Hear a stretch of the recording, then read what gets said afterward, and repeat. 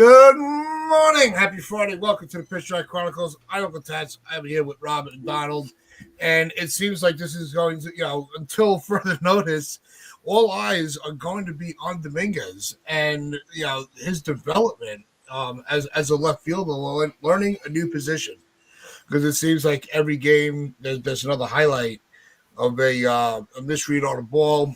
And it's something that I said on Wednesday I was going to give him a couple of weeks to see how he's ironing things out. But the more you keep looking at the clip of each game, you're seeing the same missteps right out of the gate. Like there's been no adjustment thus far. Can there still be one in the next couple of days as they get some work in? Possibly, but it's starting.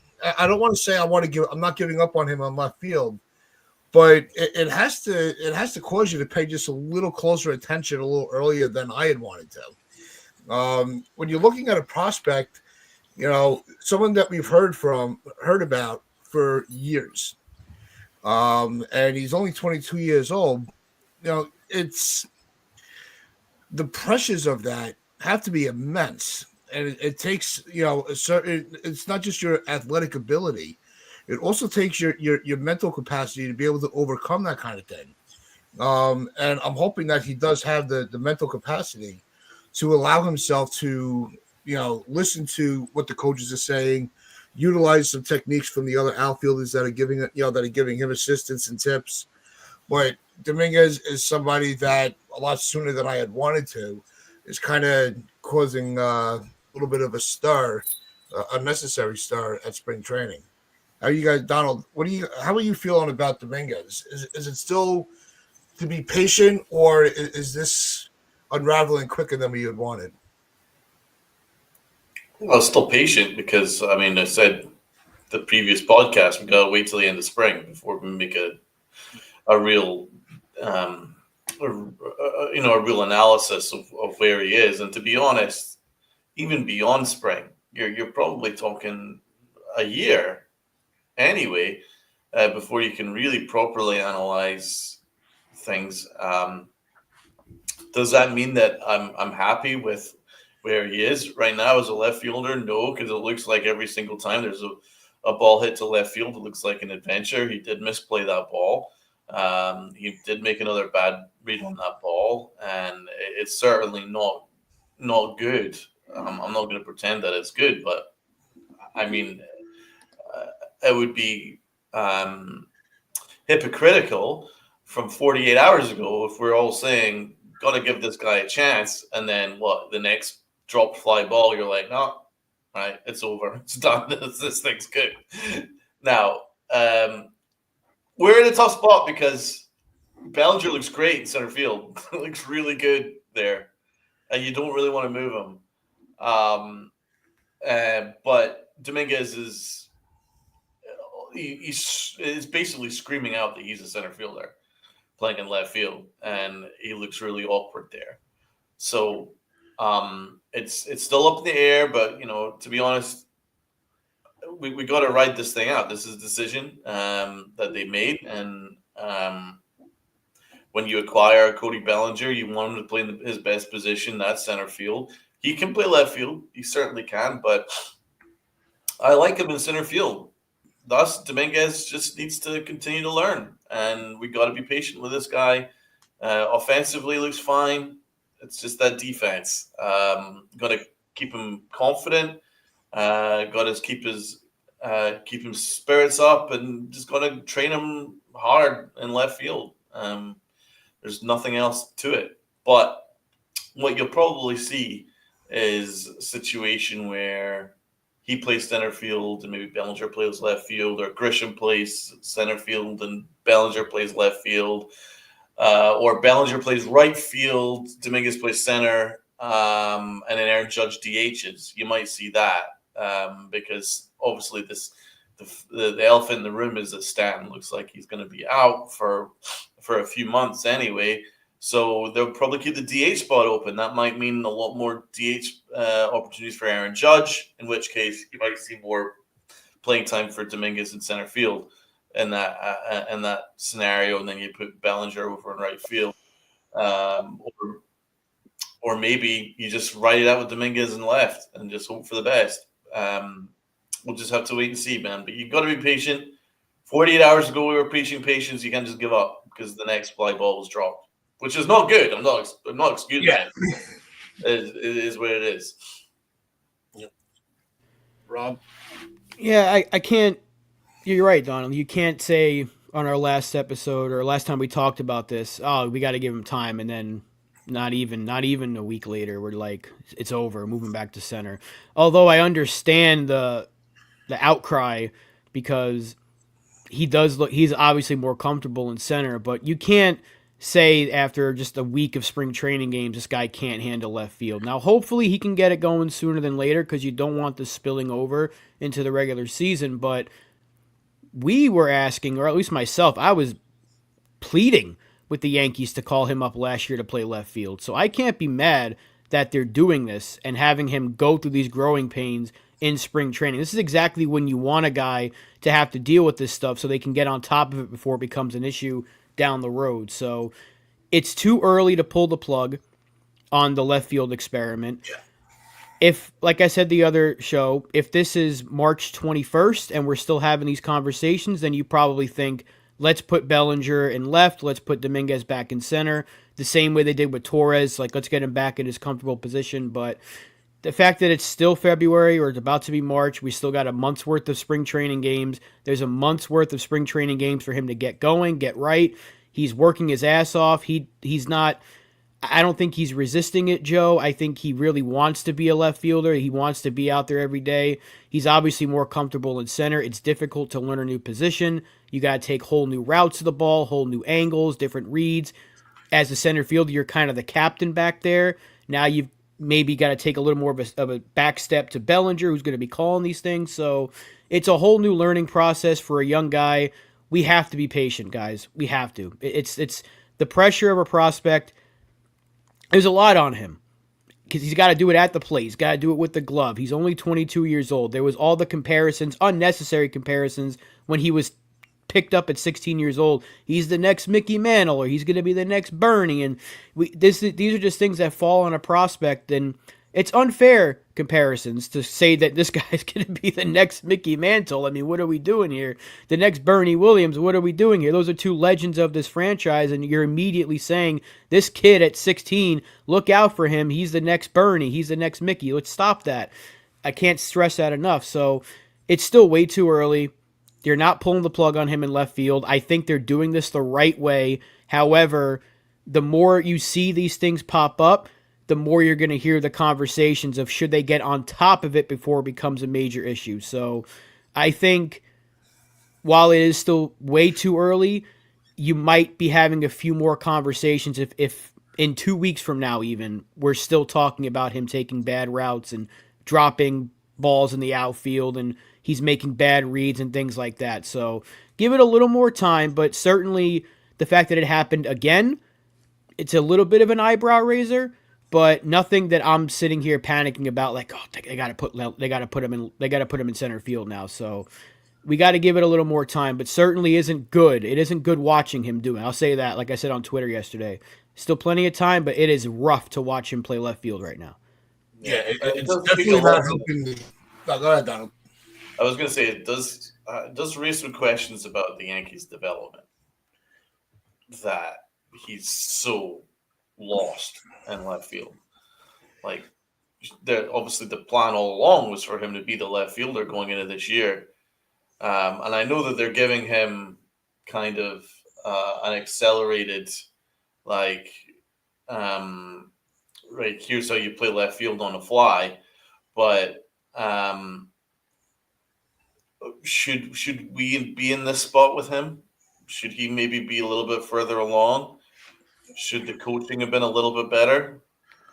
These are all legit questions that can be asked.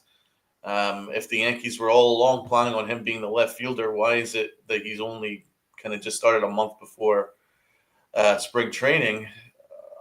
Because he was kind of just landed there last year and it affected him. And so they're just kind of throwing him into the fire a little bit.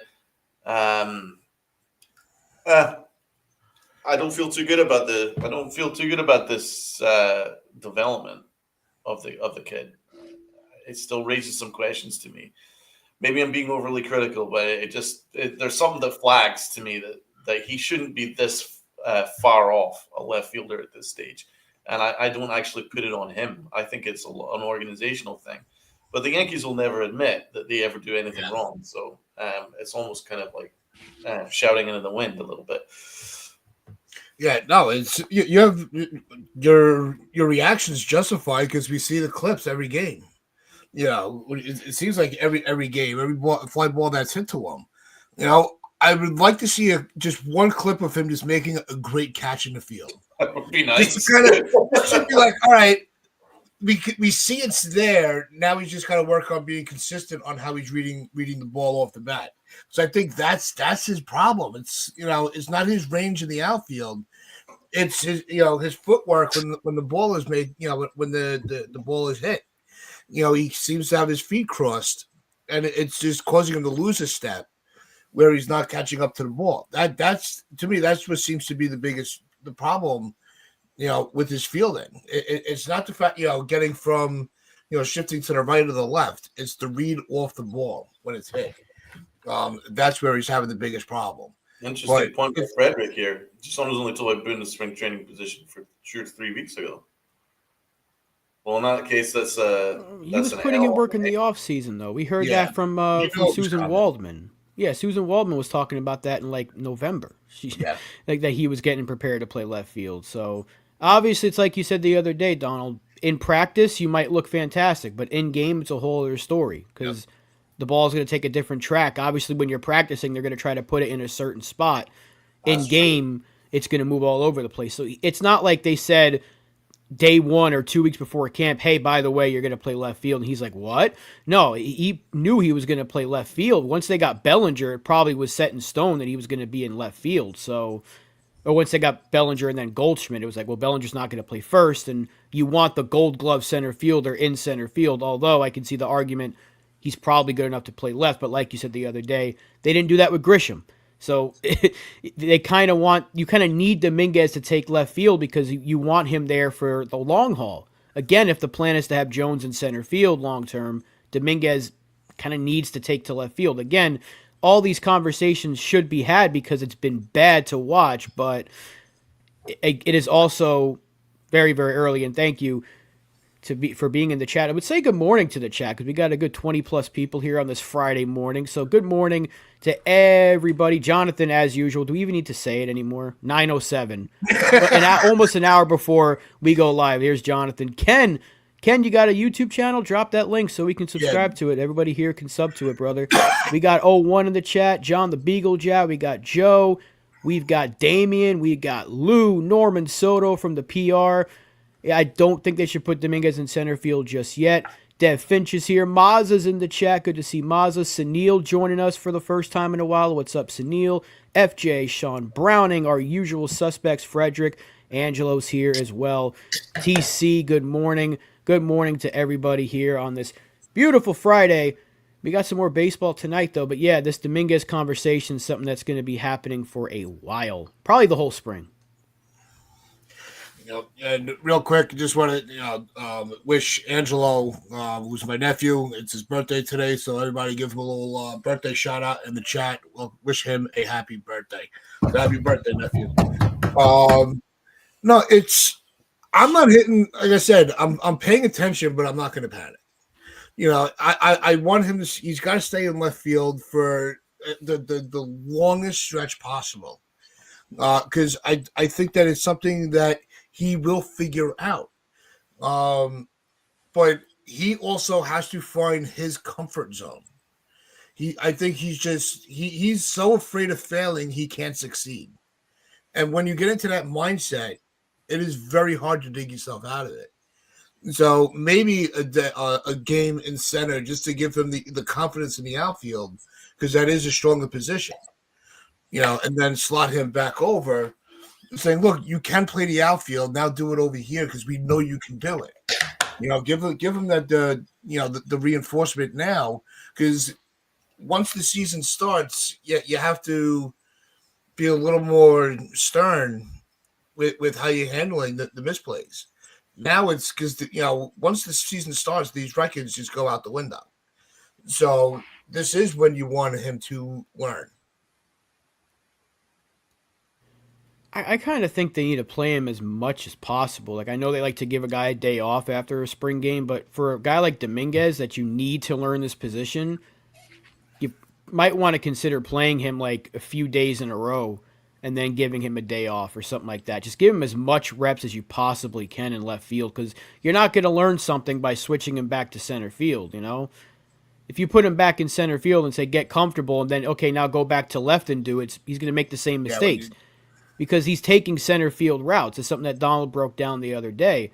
So if he goes back to center field and starts looking good in center, you're going to be like, well, keep him there because he's obviously comfortable. It's the same thing with Gleyber Torres. They tried to put him at shortstop, and it messed with him mentally, so they had to switch him back to second base. So, and I guess that's a bad idea. Yeah, I mean, I can understand it because I saw Los was talking about that yesterday on Twitter. He's like, maybe you put him back in center field to get his confidence up, and I can see that that argument being made. But if he starts to look good in center field, you're gonna not want to move him back to left, because especially if they make the switch. Let's just say hypothetically it doesn't work out. They make the switch. If Dominguez starts to play a really good center field and Bellinger is his usual self in the outfield out and left, we're not going to want to switch anything.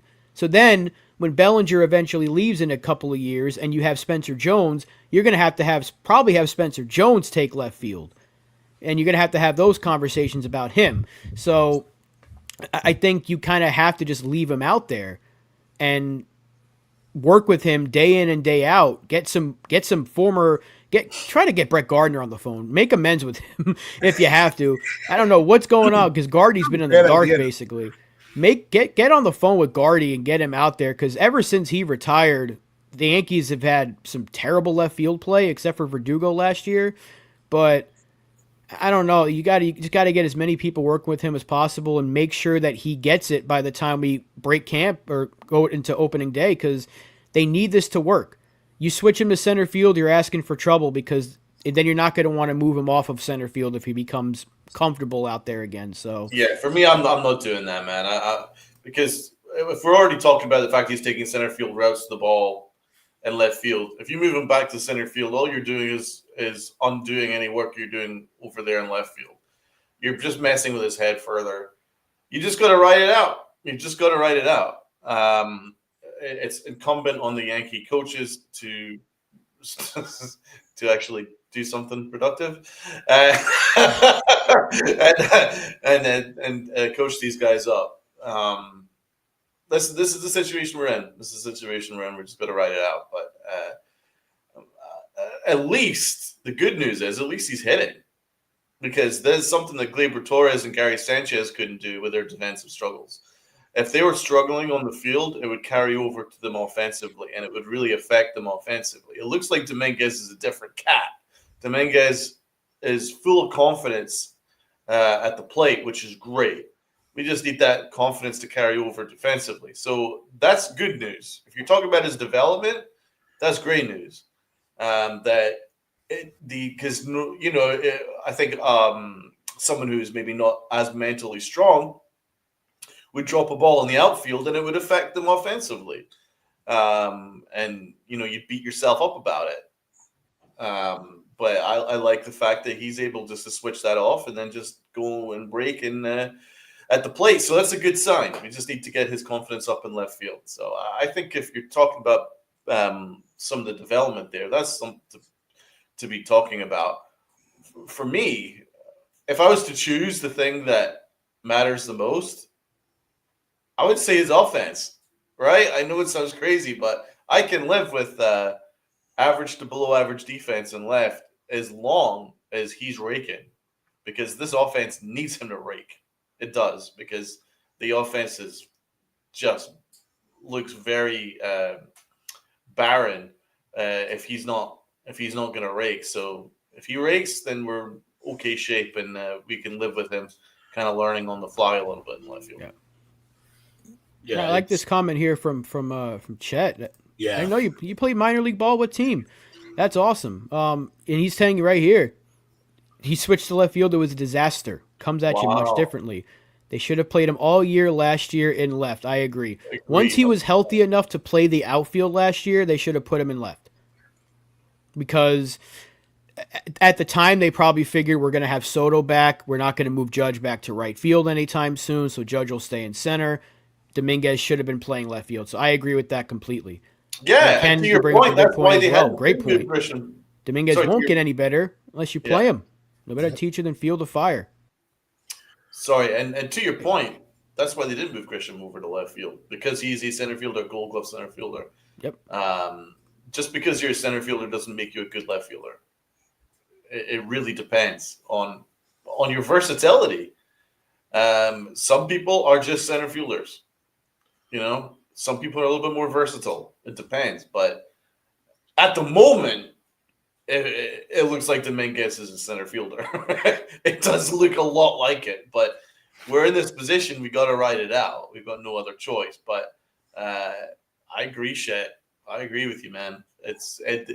Especially at Yankee Stadium, left field plays a hell of a lot different than it does in center or even right. It plays very differently, and you need to be locked in. It's a tough position to play, man. It's not an ideal position for a rookie that they just thrown out there. That's why I was saying all last year, what are they doing with him? Like, it just seemed like they kind of threw him out there in left field, and it was really unfair on the kid. Yeah, it's and to Joe's comment too. He said 75 games in left field in the minors, didn't hear there was a problem. Now this is where it like Donald was alluding to earlier, and we've said it falls on the coaching. Like, who's coaching him through these mistakes, or they just being you'll figure it out, and they're turning. I don't want to say they're turning a blind eye, but are they putting? How much are they really putting the work in with him in between games? How early is he coming into the stadium and working on some drills? These are things that are going to help him catch on to the position a lot quicker. So it's the pressure's not just on him; the pressure's on the coaching too, because it's if they're going to keep. This is why there's so much confusion. So much controversy with some of these prospects, because they'll do really well down in the minor leagues, and they're either not used properly on the major league roster, or they're put in positions where they're not going to be the most successful, and there's a very short leash on these guys. What they need to do with these spring training games is exactly what they did with Volpe. Just leave him there and see how and let it figure itself out, because everything will iron out by as we get into the season. Again, practice makes perfect, and Yeah. if you're going to give up on somebody after like 3 games worth of practice or 4 games worth of practice, then don't say you have patience. You can't say I'm a patient person. Then like 4 games into the spring, you're like, pull the plug on it, put him back in center. You can't. You got to be patient with them. It has to work. It absolutely has to work. He doesn't have to be a Gold Glover. He just has to be a serviceable glove, and we need him to hit. And I believe he will hit. And it's just he has to be at least an average to, even if he's slightly below average in left field, you can live with that. Because we dealt with Willie Calhoun and Franchi Cordero playing the outfield for us, and Aaron Hicks. God knows how. Yeah, if he's slightly below average, we're not going to lose any sleep, because everything else is going to be sound around the field. Like, the whole defense is going to be pretty sound, that if one guy is slightly below average, we're not going to lose any sleep. But he just needs to hit and be that, slightly below average to better. Obviously, you want to be better, but be serviceable and hit, and we'll be fine. And you're not going to worry about him. Exactly. I mean, we literally witnessed Aaron Hicks watch a ball drop in front of him and drop in front of him in left field, and he stared at it like it was a golden orb from outer space that was telling him the secrets of the universe. He was just staring at it for an eternity while people were rounding the bases, and they kept riding it out with him. In fact, they had 10 years invested on that moron asshole. Thief. He should be arrested for war crimes. So if we can put up with Aaron Hicks, we can put up with Dominguez learning a little bit in left field. So let's show the same amount of patience as the Yankees did with that absolute moron, thief, asshole from outer space, Aaron Hicks. Now let's go a little bit off because we do have some people in the chat a little bit that want to give a shout out to a certain legend of the acting community. Rest in peace, Gene Hackman, one of the greatest actors of all time.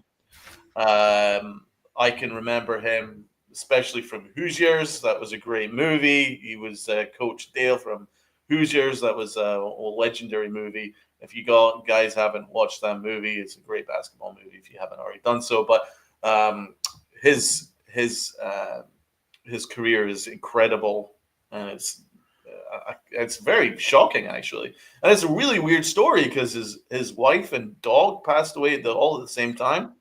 Yeah, seems a little bit murky there. So anyway, prayers up and rest in peace to one of the greatest actors of the generation right there. And another one, as Jared points out, Michelle Trachtenberg, Buffy's sister. And also remember her from Eurotrip. Very sad story there. So rest in peace to two of them. I'm sure we all have happy memories of both of them growing up. I certainly do recall both growing up as if you were watching Buffy the Vampire Slayer or in case if you're watching legendary movies, and then that would be Gene Hackman as well. So rest in peace to both. Yeah, I remember, as a kid watching Superman, with Lex Luthor. Lex Luthor's, his lair under the subway. I thought that was like the coolest thing ever, He was a brilliant Lex Luthor. Brilliant Lex Luthor. Yeah. So, but his acting career is legendary. Ken says The Replacements. Yep. And it's a shame what happened. The whole situation. I'm trying to keep an eye on it and see how that the whole investigation develops, because it's really weird how it all everything came out. Back with baseball, the other prospect that's not so much in the spotlight, because we're kind of all expecting, we know he's going to make the team. He's going to be great. And that's Peraza. We haven't really talked about him and his position at third. I think the way that he's playing right now, I think that it's his job to lose. I've really been happy with the way that Peraza's spring's been going. Yeah, he's got to be the front runner right now, although Cabrera did a home run yesterday, so maybe that'll help him. I think it's a platoon. I think the best route right now is they go platoon with those two, but Peraza has been phenomenal with the glove, with the bat. I think he's got to hit every game he's played. I hope he plays again tonight against Toronto. I like what I'm seeing from Peraza, and I liked what I've seen defensively from Cabrera, and yesterday he hit that home run from the left side, of course. I think you keep him there. That platoon could work. It could work. I'm not going to say just because a few games in spring that all of a sudden I'm okay with this third base situation, but that if they go with that platoon, it's the best way they can go with their in-house options, is those two getting the time at third base. So...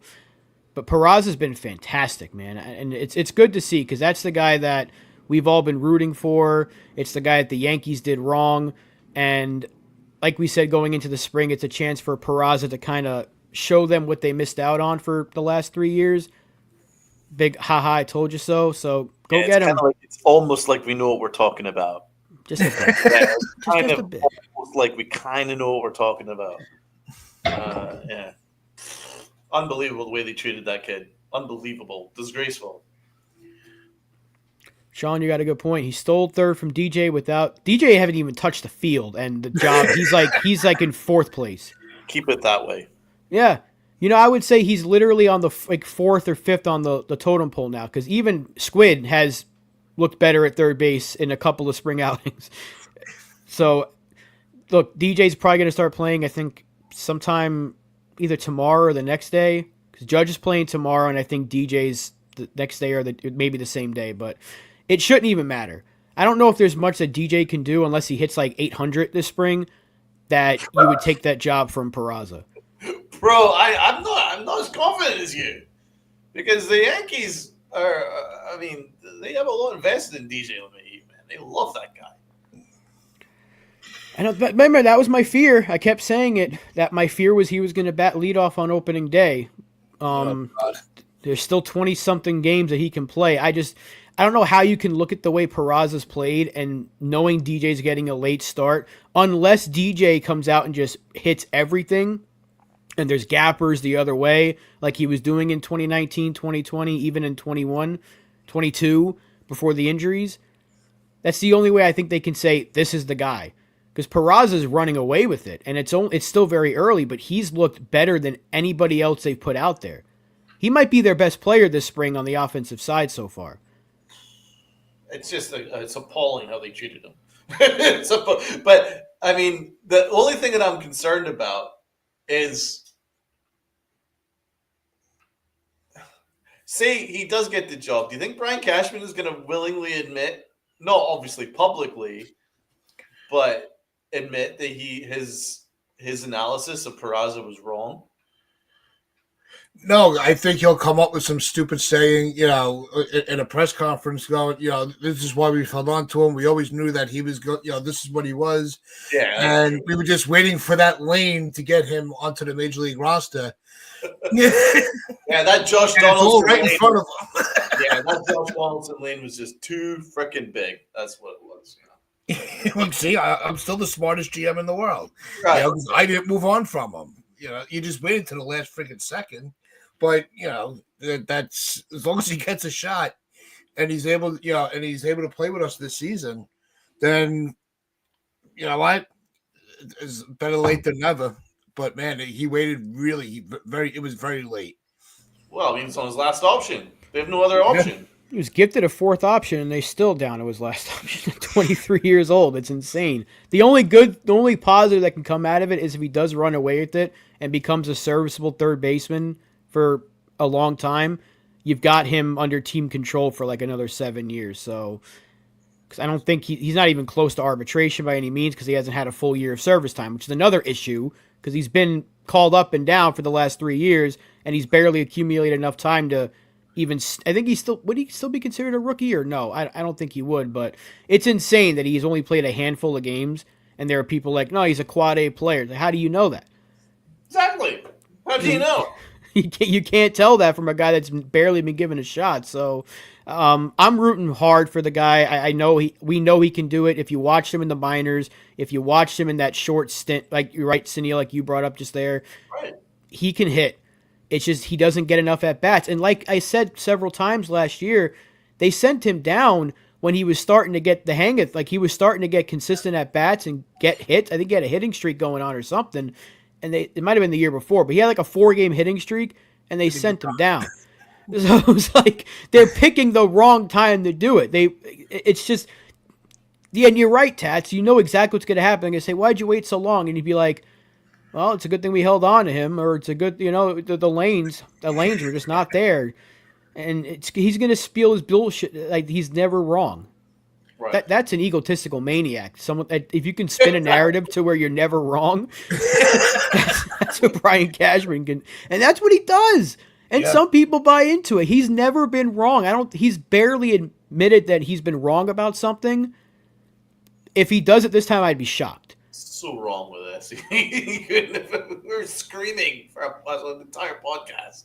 One thing we're entirely united on is their mistreatment of Peraza and the Yankees. We're just like, they tried everything and anybody over there except someone that is actually a phenomenal young prospect that works hard and has an amazing arm.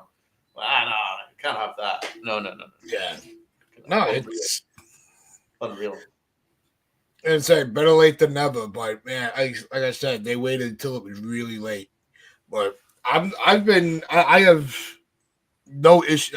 I have really nothing to complain about with Peraza. He's been really, really good. And it's what sucks about the whole thing is, I was thinking about this last night. Was if the players were reversed that spring between him and Volpe, and would we be screaming the same thing about Volpe, waiting for the last possible second, and not moving on from him? So I don't like yes, Peraza was the better defender, but now because Peraza's finally getting a shot, I think I think there's a small narrative where people say, well, he should have been the shortstop all along. And this, dismissing what Volpe did accomplish that spring and what he's done. So I don't want it to seem like it's a Peraza versus Volpe narrative. Yeah, and it shouldn't be though, because again, I mean, I've said this so many times over the last couple of years now, but I'll repeat myself again. Hal said it. Hal said the plan was to have the two of them in the middle of the infield. It wasn't us. I mean, we can all agree that should have been the case all along, but our owner told us that was the plan. And Peraza did nothing wrong.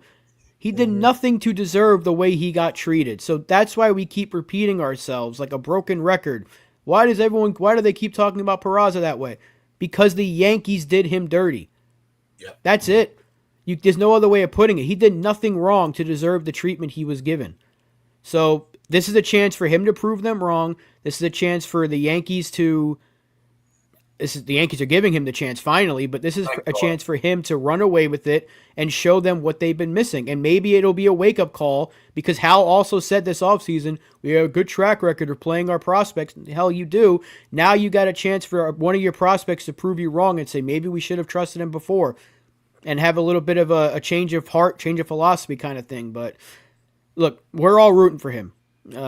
It's hard to find bigger fans of Peraza out there than the three of us because there's proof for 3 years on this channel of us saying, call this kid up. And he's getting a chance now. Like you're right, Tats, better late than never, but it was almost never. And that's scary. But I still, I hate to say it, but I still don't trust the Yankees on this. Right. And it's still very early. And I'm very worried that, if he goes a couple of games without a hit, that he suddenly drops down the pecking order, and then they'll start coming up with some other crazy ideas to ensure that the narrative remains that he's not their guy. So I mean, I don't want to get too excited just yet, but one thing we can be excited about was the Yankees had a pretty good 8th inning yesterday. Scored 4 runs in the 8th inning and came away with a tie in spring training. It was a fun game for those who watched. And so here's a couple of things that jumped out. Alex Vargas. Me and Rob talked about Vargas. He hit a 3-run home run. It was a bit of a bomb, actually. He's been raking early on. Anthony Volpe hit a no-doubter. He drove in 2 ribs. Ozzy Cabrera, good old Oswaldo, he also had an RBI too. So there was a couple of guys there that kind of jumped out and had a pretty decent game. Dominguez got a hit; he was 1 for 3. Everson Pereira didn't do much. Spencer Jones had a rare off game for him, but other than that, pretty positive offensive performance. Rodon came away with 3 earned runs, although the earned run on Dominguez was Dominguez drop was very harsh on him. Probably should have just been 2 earned runs, but still, he's not having a great spring. Also, Fernando Cruz, he's not off to a great start so far. Yeah, Rob, what were your thoughts on the spring training game yesterday? I really liked, I'm going to go to the pitching side. Reiselman, he looked good. He looked really good. 3 strikeouts. That kid was pumping gas out there, and there's a chance that he could make this bullpen. That's why I'm not sweating the Efros injury too much because we have so many arms that could come out of the woodwork, and Reiselman, Yoendrys Gomez has looked really good so far this spring. All of our lefties have looked pretty good so far too. I think yesterday was Tim Hill's first outing, but Hedrick, you see him the other day? Hedrick looked really freaking good. Zastrinski had a good inning. Matzik looked pretty good so far. Didn't Hedrick strike out Arenado? Yeah, I think he did. Arenado looked bad against us. There was a lot of conversation about that, him making the trip to go play the Yankees, and it led people. It was at a showcase, and he had a home run yesterday as well, but not against us. But I like our pitching options right now. Cruz has not looked very good, but Reiselman is someone that I'm very excited about because this is a kid that last year, once they traded Jack Neely, Reiselman became like the next Jack Neely as like the most major league ready bullpen arm in the system. And that's a guy that I believe is going to make an impact this year. Also, we can't ignore Will Warren from the other day. I think we should touch on him. All right, let's do it. Will Warren, he's getting comparisons to Michael King now. His freaking sweeper and it's taken over the Yankees. Like everyone's throwing a sweeper now. Him, Yoendrys Gomez, Reiselman, they're all throwing sweepers, and my goodness did Michael King look good the other day. Yeah, but the pitching is something that I think we've all said has never been an issue. You know, it always seems like, especially in the spring, you always see those names where some know if you follow them, the depth of the minor leagues, some don't. But there always seems to be that wild card where it's like, where did he come from and why is he so good and why is he not on the team? But that's where, like you said, Rod, that was one of the first things I thought of when I was looking at some of the numbers, was the panic with Efros is kind of a mute point because of the depth that we have. And the arms are there ready to go. And Will Warren definitely looks like an improved pitcher. I think I gotta look. I would have to see the delivery, if there were any adjustments to his mechanics that kind of tightened it up a little bit. But Warren looked like a new pitcher. He's got a lot more bite in his pitches right now. Yeah. Pitching Ninja put up a clip of him and King's delivery, and it's almost identical. Almost. And that sweeper and that changeup, and I think he threw a lot more fastballs and sweepers 2 days ago than he did in his previous game. So like I've been saying with him, is he has such a big pitch mix that you want to limit it at the major league level. So now it seems like he's fastball, changeup, sweeper, and there's another. I don't know why I'm blanking on that fourth pitch he threw, but Los had a good breakdown on Yankees Farm on Twitter. So if you're not following him, go check him out because he's got great information. Him, Prospect Watch, there's a whole bunch of different pages on Twitter that give you all this information on the prospects. But Warren, like you said, he had more bite. He's getting whiffs. He wasn't getting those at the major league level last year. Even in the minors, he wasn't getting it. So, early on, but 3 perfect innings, essentially, out of him. Like, 4 Ks, I think he had. The whiffs were up. The velocity was up. He was hitting like 95, 96. Yeah. I was impressed. And the Yankees kind of need that because if they do eventually make a move and get Stroman off the team, you need someone like Will Warren that can step in and make a spot start here and there, or Cookie Carrasco. Guys like even a Hedrick can eat some innings. So you need a guy like Will Warren to get better. He needs to erase what that nightmare of a season was last year. And if so far the early signs in spring is that everything he's been working on has been really good. And I'm hoping we see that carry over into the minor league season, or if he makes the team, he can be an innings eater out of the bullpen potentially. The way they wanted to use Michael King, he could fit that role. Yeah, I mean, look at his stats so far. 5 innings pitched, just 1 hit allowed, only the 1 walk, 7 strikeouts, no earned runs, a whip of 0.4, whereas opposed to Fernando Cruz, his whip is 2.000, and his ERA is 18 with 4 earned runs in 2 innings. So Will Warren is running away with the title of best bullpen arm of the spring training so far, in my opinion. Look at those stats, man. 5 innings pitched, no runs, 7 strikeouts. It's pretty impressive considering where he was last year. Says a lot about the kid because I'll admit I was looking at him as a starter last year. I was like, this guy looks You look cooked. good. Point, good word. And so the fact that he's just swept that aside and just gone on with it and looks a million times better. So there's something to keep an eye out there. Maybe there's a role for him. Maybe out of the bullpen this year. Yeah, no, you could definitely see him in the role of like a long man out of the pen. That can give you multiple innings, especially if you need to give the other guys a little chance to breathe. If there's that, especially get those stretches during the season where you get like 20 games in a row, to give an arm a rest. Maybe squeeze in, an off day for somebody in the starting rotation. Just use have him start it in those, a quote unquote bullpen type game, where you can give you those 3, maybe 4 innings, depending on how he's looking and how his resume is as far as his innings. But yeah, Will Warren is definitely. I think you could write him. You could write him in pen that he'll be in the bullpen this year.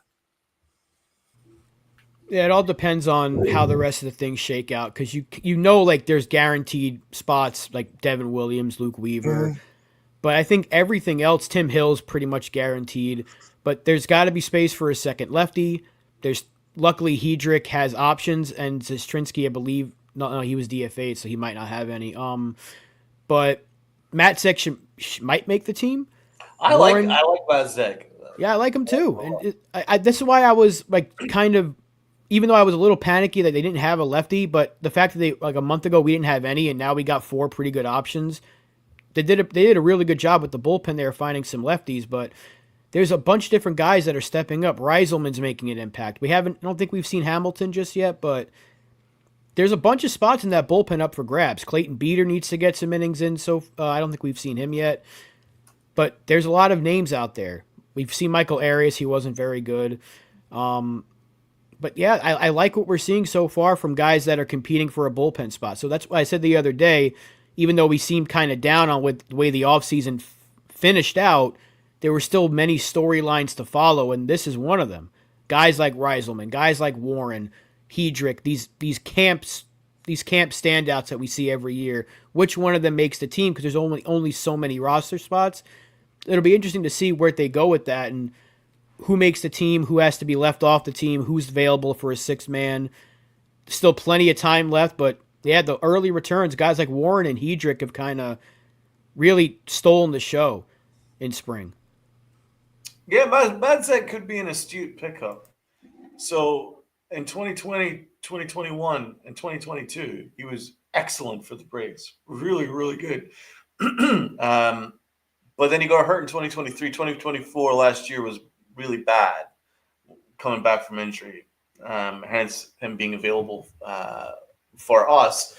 Be interesting to see how if he's better and if he's recovered fully, because obviously last year he had ERA touching 10, whereas the previous 3 years with the Braves, he had an ERA in the mid-2s, and he was really a big part of their bullpen. So I wouldn't discount him, but I'm not sure if he's the winner right now. And I'm not sure if he's leading the pack because there's some others that have been just as good, if not better, so far in spring. So that's another thing to keep an eye out on spring so far. Very happy with the Matt Blake pitching factory. Yeah, and I like how when you're dealing with all the bullpen arms, competition, it brings out the best in some people, and we're seeing that out of the pen. They're upping their game, and they're really, they're dialed in because they want that spot. And like Rob said, I think it's one of those. Williams, Hill, Weaver, those you could, those are, and I'm going to put Warren into that conversation. Those are the guys are going to be in the pen. They're going to be on the major league roster to start the season. And how everything else finishes out is up to this kind of, fun little competition of the bullpen arms that we're seeing of who's going to rise up, who's going to be able to stay on top, and really just have a legit solid spring. let's answer Ivan's question here. The bulk of the fan base is calling for an upgrade that comes from outside the organization. Cashman's feeling the pressure if he is really looking at JD Martinez. I know that he's checked in on Martinez, but I think it was more just a matter of just like checking in. I don't think there's a real legit interest in Martinez. I think the Yankees want to keep the DH spot open and keep it flexible until Stanton's healthy. So you're going to get to see guys kind of get a rest here and there, get those veterans off their legs a little, DH them, and open up at bats for other guys. I think that's the way that they're going to plan this and play this. So probably look at maybe Goldschmidt DHing, and then maybe you'll see Ben Rice playing first, or you'll see a situation where Aaron Judge DHs maybe twice a week, and maybe see Grisham play, and Bellinger move over to right field, something like that. I think you'll probably see something like that rather than a JD Martinez. But we'll have to wait and see as to find out exactly what's going on with Stanton. It's still up in the air. If it's just a case where Stanton's going to be out for the first month or two, then that plan that I've laid out is what they're going to do. But if it's going to be more longer term, then you'll probably be looking at outside the organization.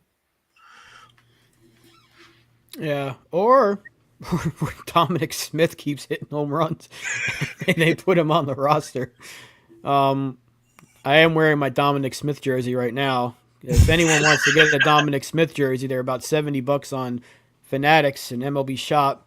It's a discounted Juan Soto jersey, but if you had a 22 jersey last year, you can rock it now because Dom Smith is kind of taking over. He's hitting some bombs out there in spring training. The next Willie Calhoun, if he keeps hitting home runs, he's making this team. I'm just preparing myself for it now. Maybe I shouldn't have cut up my 22 jersey with scissors. Yeah, that home run the other day, that was a moonshot. I mean, let's call it what it was. I just know what's going to happen though. He's going to have a Franchi Cordero like run for a week or two, and then he's going to stop hitting. Oh yeah, that's like I said last week. Last show. If we could get a hot streak with him right out of the gate and get us, in the right step in the standings, I'll ride the hot wave and then cut our losses. But also what the other one that with this whole thing with the DH, we don't even know how long Stanton's going to be out for. Like we're still, that hasn't even been solidified as a closed issue of how long he's going to be missing games for. So as far as somebody like JD Martinez, it was talked about it. I think on Monday we brought it up. Unless he's out for the season, you're not going to spend the money on JD Martinez. Right. It's really at that point that's a misappropriation of funds, and those are the kind of moves that really piss us off.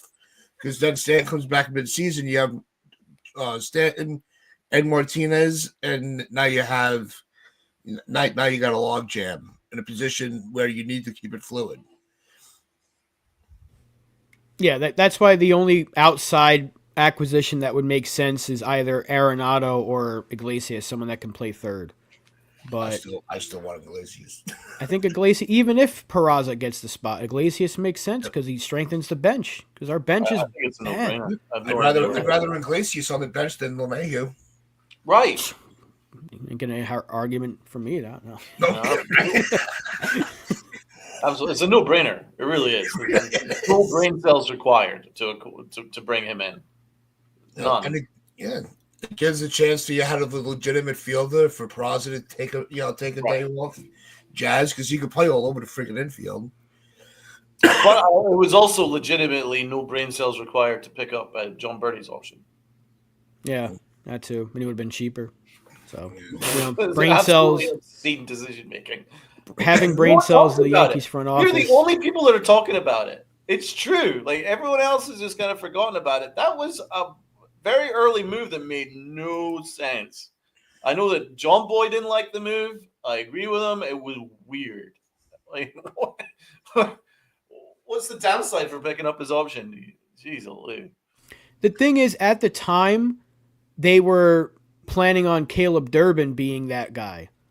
traded him. Sure. And then they traded him. So, but they still, even after they did that, they had a chance to go swoop him back up for like $1.5 million, $2 million. Like he only signed for less than $3 million with the Cubs, so they easily could have circled back and tried to bring him back. And people might say, "Oh, it left a sour taste in his mouth." No, because the Nationals re-signed Finnegan after non-tendering him. So, by the way, a lot of good players are signing for minor league deals right now. Right. Like Chafin got a minor league contract for the Tigers. So I feel like if you're going to add somebody like a backup catcher or even a Iglesias, you might get them for a lot cheaper than you would have a couple of months ago. I think now, if you're not worried about that tax and you need a backup catcher and another infield option, this might be the time to do it. Might not cost you as much. They are very much worried about the tax per Yeah. Tony. I'm not saying that the Yankees are out of the loop. It's outrageous. But I think you'll start to see some transactions maybe the final week of spring training. So I think we'll have a couple more weeks of this, and then you'll start to see maybe some movement here and there once roster cuts happen. Yeah, it's not unheard of to have additions throughout the spring, trades made throughout the spring. So I think Urshela was a late spring transaction, if I remember right. No, I think they got him like mid-season that year. It was just like it it was when you could trade players past the deadline, like waiver moves, I think it was when they got Urshela. When they traded Urshela, it was like right as spring was starting. That might when be they they got Urshela late in 2017 or 20? They might have got him in the 2018 season from I think Toronto, and everyone was like, "Who the hell is this guy?" And everyone was like, "Oh, there's the World Series move." Turns out he was pretty freaking good when he came up in 2019 when Andujar got hurt. I loved him. He was in August 4th, 2018, the Blue Jays traded Urshela to the Yankees in exchange for cash considerations. Yep. Yeah, but I don't know why I kept thinking. I don't know why it went in my head. I thought he was. I'm probably thinking of a whole other player from a whole other team and a whole other league. Well, last year we got Birdie right before the season started. Maybe that's it was like a day before opening day. John Birdie was traded to the Yankees. I think it was a 3-team trade with the Rays and Marlins and us, and we ended up giving Rortvet to the Rays and somebody else. We gave up a pretty interesting prospect to the Marlins, but we got back Birdie because we needed a third baseman, and he ended up getting hurt after playing well, as every acquisition does. Ever. History of the Yankees, of modern Yankees. Yankees acquire a player. We're excited. 24 hours later, that player gets injured. We're not excited anymore. That's taxes and Yankee injuries. Repeat that cycle, baby. Yep. That's all it is. Death, taxes, and Yankee injuries. And those are the guarantees in life. But the guarantee is that we have the best channel and the best chat in the world. I want to thank everybody for hanging out with us on this Friday. Hope everybody enjoys their weekend. Stay tuned. Hit those notification bells so you do not miss the shows over the weekend. Of course, we got Donald and Yankified. We also have the Upper Deck on Sunday. So make sure you tune into those shows and keep the love going. Keep the support for the channel building. That's right, because we are going to do a phone-in this weekend. We're going to go offline and make a decision as to when we're going to do the phone-in, but we're planning on doing a phone-in. So our guys, everyone, all our subscribers, all you have to do is subscribe, and you will be welcome to hop in and talk to us live on air and have a conversation about your expectations, excitement, anything you want to talk about Yankees, we will be open to it. John Doe, more Dominguez errors, LOL. But no, if you guys are interested, we will send out a tweet as to when we're going to go live with it. Might be tonight, might be tomorrow, or Sunday. We'll make a plan off air. But once we do, then you guys will be welcome to join us and have a conversation. And will be myself and Rob, I believe. Jonathan, that's an open panel. We know you've been asking for it. Yeah, you got your wish, brother. You can stop asking us. Hit that like button, hit that sub button, share this out, your friends, your family. The shit is on the corner. You are not going to want to miss tomorrow's show. I can guarantee you that. So make sure you tune in to Yankified, and then on Sunday, the Upper Deck.